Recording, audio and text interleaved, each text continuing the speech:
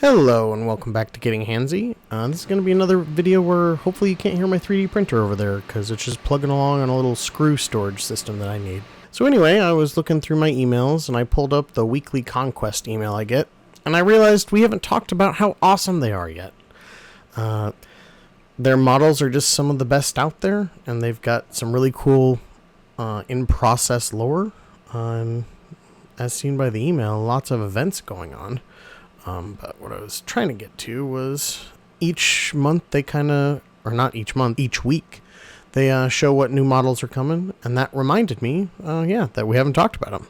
So let's get into it. Conquest is created by Parabellum Games and seems to be growing fairly regularly. It's a pretty standard fantasy war game that I think would be a great alternative to Games Workshop's. Technically they have two games, Conquest: The Last Argument of Kings and Conquest: First Blood.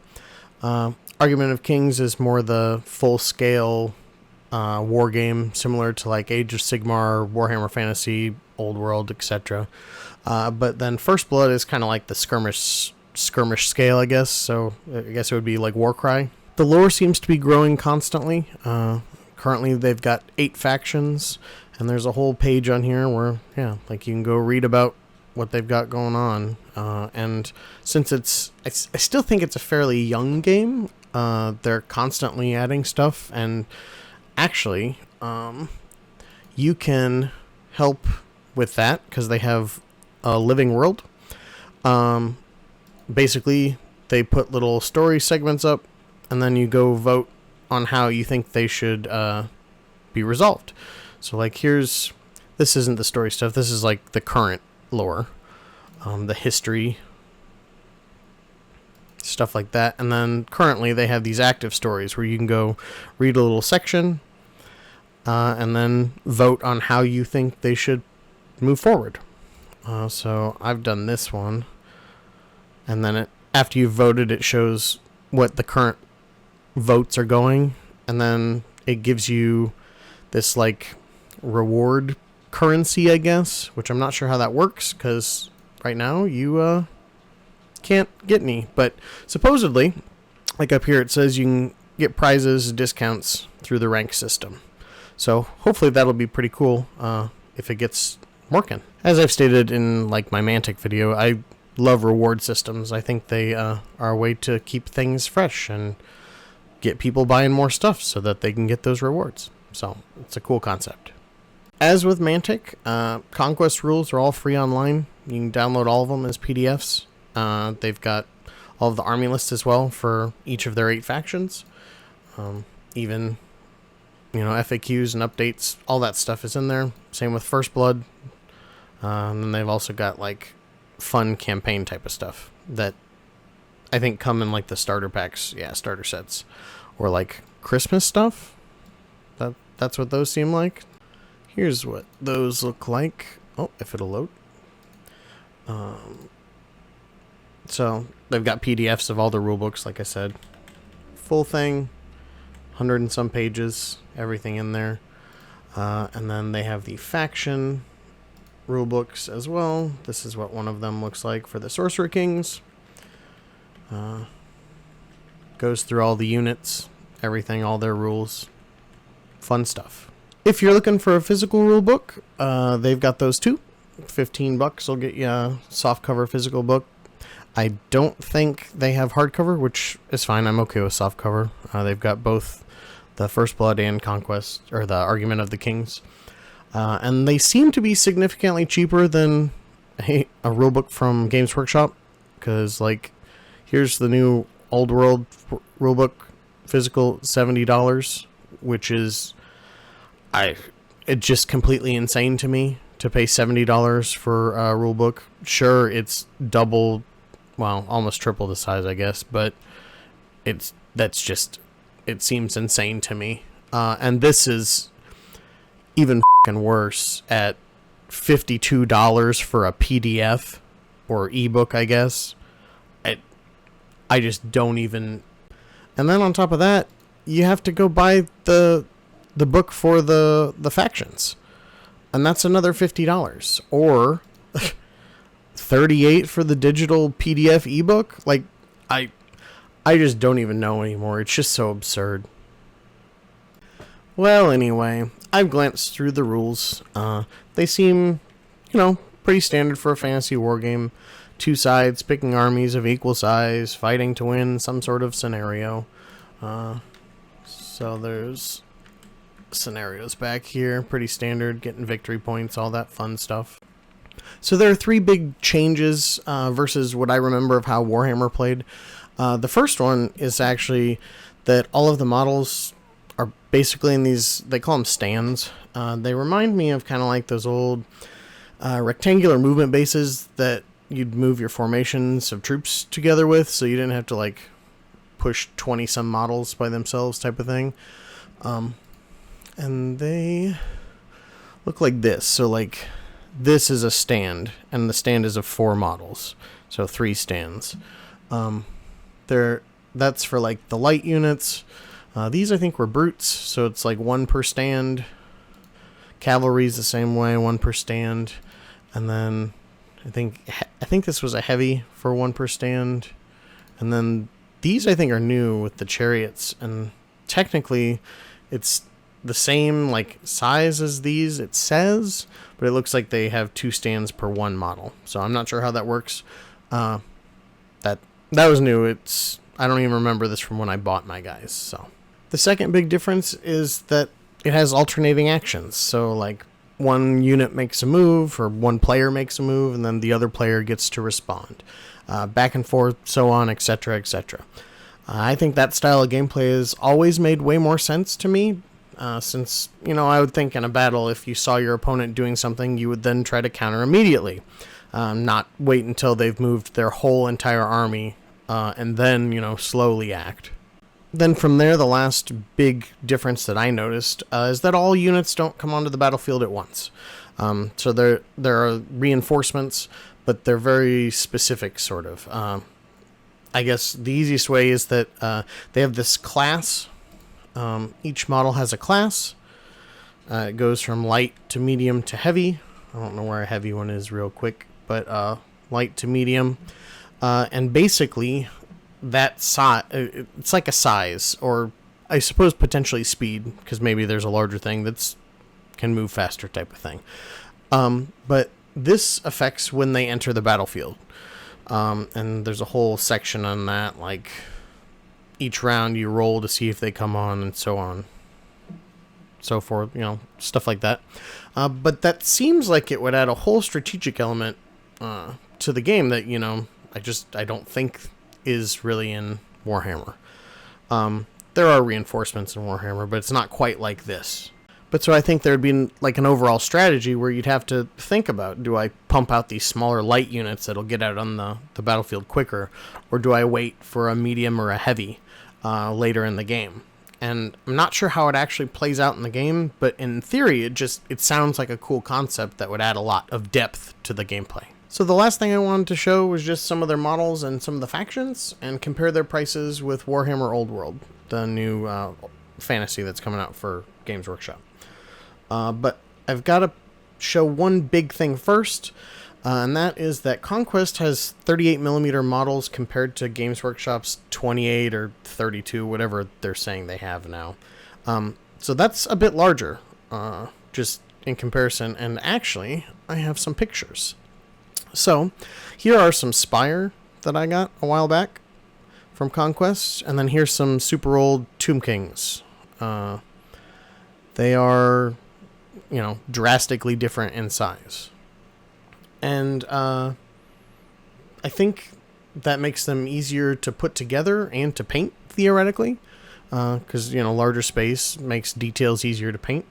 It also makes them way more imposing on the table. So, just look at how big that is compared to that. And that's just a regular troop. These aren't like special, they're just regular infantry. Oh, but Bob, that's not a fair comparison because those Tomb Kings are a bajillion years old. Well, a couple of things to that.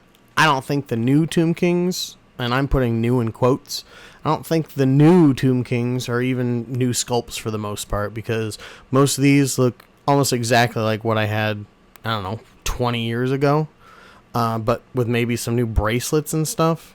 So, I don't know. I'm I don't think they're that new. So there's that. Second, here's a picture of the Spire versus some new Death Guard from, I mean, these are fairly recent as well, way more recent than the Tomb Kings, I guess. And, you know, these are supposed to be the super elite super soldiers of the Imperium. Well, I mean, in this case it's Chaos, but it doesn't really matter. Either way, these are still regular troops versus these ginormous elite soldiers, and the size difference is still there. I mean, you got their eyes up here, it's still above there. So, it's just something to think about, I guess. And if you still don't see it, here's some old Imperial Guard I found as well. And now that we have that, you know, size difference out of the way, let's check out some of the models that are actually painted, you know, so not mine. So here they've got tons of new stuff. As you can see, they've got a lot of pre-orders out there, new releases. They've been pumping out a lot of stuff recently. And they've got lots of packs depending on the size that you want to spend. I was clicking through, where was it?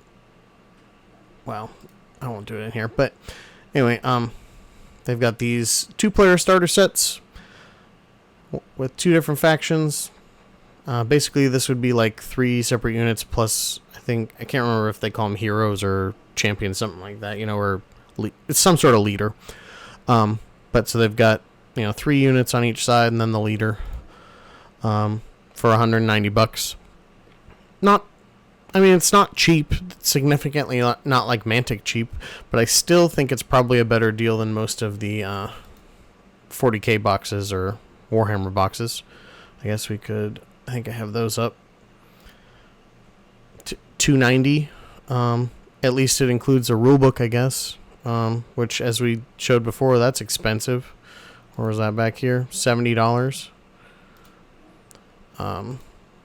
Wow. I mean, that's still $220 for 1, 2, 3, 4, 5, 6, 7, 8, and another guy. So I guess 9 units, which maybe it's not that bad, but either way, I always like 2-player star sets, so, and they're cool looking models. I think we can look at some of the close-ups. They're highly detailed, and like I said, they're bigger, so you can actually paint the details. So that's cool. There's that. Then they've got their single-player boxes. These are a little bit bigger, I think, technically. They include extra units and the rulebooks, it looks like. So that's pretty nice. So that's, what, $30? So for $120, you get 4 units and a leader. So that's not bad. And that's, yeah, all that. Plus the bases, plus rulebooks, all sorts of stuff. From there, they also have these huge bundles where they're usually significantly discounted. Like, I actually got my 2-player starter set for like $100, and it came with extra units. So that was kind of nice. But so, like, this one is the 1-player starter bundle, which includes that last one that we looked at, this.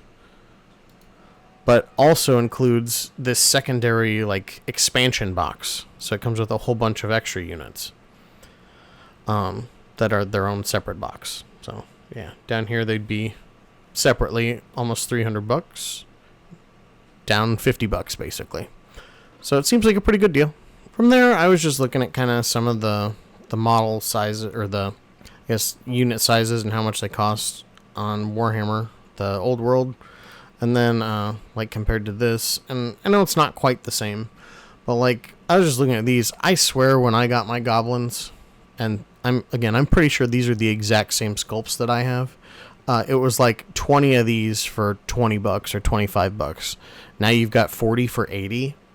Like, go 3D print these. There are a bajillion better goblin sculpts out there, and you will spend $2 in resin on the same amount of these. It's just, yeah, it's absurd. But I guess compared to this, this is 12 models for $40. So there is a difference, and they're not as cheap as, like I said, like Mantic or something. So for $80, you'd get 24 guys compared to the 40. But these are significantly larger and more detailed, and they're again, way newer sculpts than these goblins are. But just, something to look out for. I think they're just way better. I don't think they're even comparable in the grand scheme of things. And then I thought the largest difference, I found these Bretonnian questing knights for $60. Which, again, I don't think these sculpts have changed. I'm pretty sure my friend has these models from, 2000 or whatever it was. But Conquest has the Order of the Ashen Dawn for 100 Kingdoms, which is one of the factions. $70, so, more expensive. But these are huge models compared to those questing knights. And they're super detailed. And the paint jobs kind of do it. And mine would never be that well painted, that's for sure. But just the detail on there and the fact that you could paint it because the details are so large on a model that size, just something to think about again. And the super duper last thing that I wanted to point out is that Parabellum is starting to do 3D terrain. So you can buy the 3D files to print out the terrain for your armies, and they look pretty cool. It's actually a pretty good set for only $25. 6 buildings or pieces, and they don't have a whole lot yet. But it looks like they're gonna do themed stuff. Oh, let me click back into. So this was for the Dweghome, which are like the dwarves, and then the other one is more like a medieval thing. So. Yeah, 100 Kingdoms, because they're kind of like the knights. So, but I'm always going to give credit to companies that are starting to incorporate 3D printing into their business model. It's an automatic plus for me. And again, I should probably buy these. I just don't print a whole lot of terrain, but I might need to start. So in closing, I kind of want to hear from you. Have you guys played Conquest, either the skirmish or the large scale version? How'd it play? Is it comparable to any of the Warhammer games? What are your thoughts on that? Also, have you just looked at those models? They're awesome. Go look at them. There's tons of stuff in there. They're just, I don't know, they're really cool looking. I really like them. So go check them out and tell me what you think. Which ones would you get? There's even, tons of new stuff coming out too that you could get in the near future. This guy is especially awesome, I think, but I think he's more of a standalone type of art piece, I think. I think that's what the Artisan series is, but either way, it's an awesome model that has a different head, too, which I don't like the head. Sorry, go back to that head. The cybernetic-y looking head is way cooler than that. But anyway, let me know what you think down in the comments. If you made it this far, I greatly appreciate you hanging around. Please don't forget to like, share, and subscribe. And as always, thanks for watching.